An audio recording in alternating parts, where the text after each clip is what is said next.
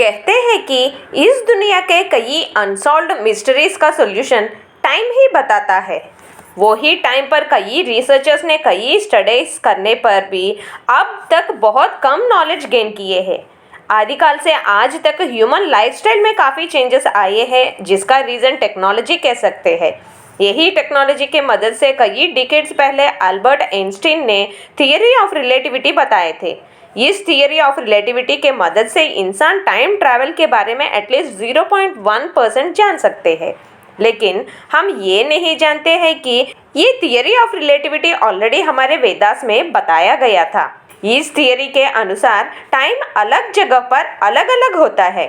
मतलब अगर 10 साल के लड़के को टाइम मशीन में बिठाकर 25 लाख लाइट ईयर्स दूर में स्थित एंड्रोमेडा गैलेक्सी एक बार जाकर वापस आने के लिए कहा, तो वह लड़का वापस आने तक उनके एज 56 ईयर्स बढ़ जाता है। लेकिन अर्थ पर करीब 40 लाख ईयर्स बीत जाते हैं। टाइम मशीन में ट्रैवल करने से उनकी एज बाकी इंसानों के तुलना में कम बढ़ता है और वह इंसान इस बात से अनजान होता है क्योंकि वह टाइम मशीन में ट्रैवल कर रहा है। साइंटिस्ट के अनुसार लाइट स्पीड करीब 1 सेकंड के लिए 3 लाख किलोमीटर होने से टाइम मशीन में ट्रैवल करने वालों का टाइम धरती के टाइम के तुलना में कम होता है। आइंस्टीन के थियरी ऑफ रिलेटिविटी से हम ये समझ सकते हैं कि अगर इंसान हमारी गैलेक्सी को पार करके दूसरे गैलेक्सी के एक प्लैनेट पर गया, तो वहाँ की ग्रेविटी और उस प्लैनेट के रोटेटिंग टाइम पर ही उस प्लैनेट का टाइम डिपेंड होता है और उसी कारण अर्थ के टाइम से अलग होता है।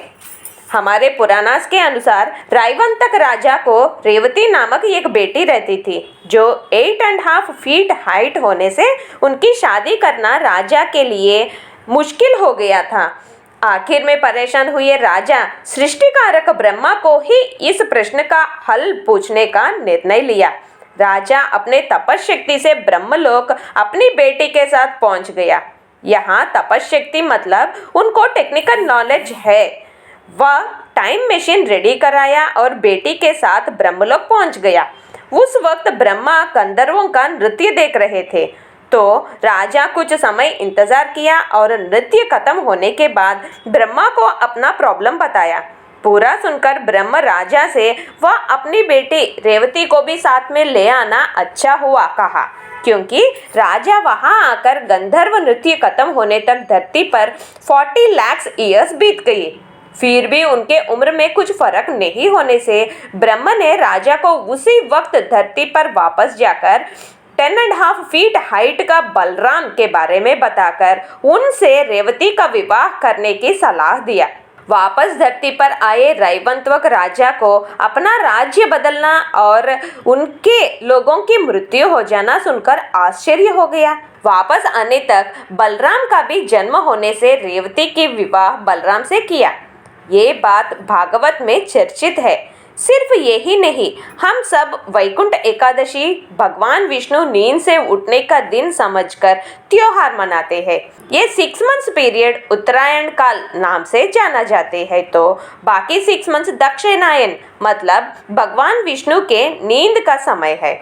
इससे हम ये समझ सकते हैं कि उत्तरायण और दक्षिणायन वैकुंठ में एक दिन एक रात मतलब भगवान विष्णु के एक दिन, जो हमारे लिए 1 साल।